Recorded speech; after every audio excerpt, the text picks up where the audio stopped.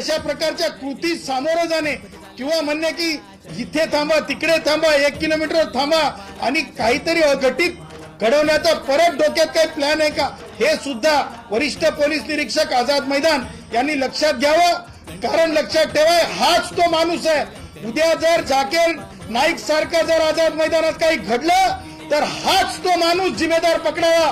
कारण अंतरवाली सराटीमध्ये हाच तो माणूस जिम्मेदार होता आणि वारंवार असे गैरकृत्य करण्याची भानगड हिंसक आंदोलन करण्याची सवयच्या माणसाला लागलेली आहे की काय असा मोठा या माणसाला अटक झाल्याच्या नंतरच जे आहे रितसर चौकशीमध्ये जे आहे ह्या प्रकरणाच्या बाबतीत सखोल अभ्यास होऊ शकेल आणि सखोल जे आहे या निमित्ताने काय याचा रोल आहे हे निष्पन्न होऊ शकेल।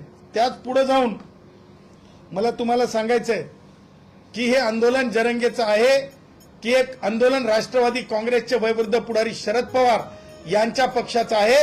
ह्याचं उत्तर शरद पवारांनी द्यावं असं देखील मी शरद पवारांना आव्हान करतो। शरद पवार तुम्ही ज्या प्रकारे म्हणजे मंडल यात्रा तुम्ही काढून दाखवली, तुमचे प्रवक्ते मोठे मोठे भाषण करतायत की खऱ्या ओबीसींना तिकीट मिळाले पाहिजे। मग ही जी तुमची माणसं आहेत तुमच्या पक्षामध्ये जातीवाद आहे का?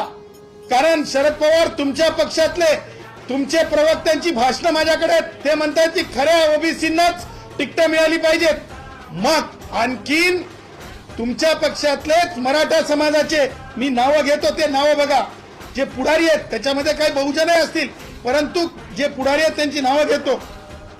मला सांगा बजरंग सोनवणे हे खासदार आहेत, हे कोणत्या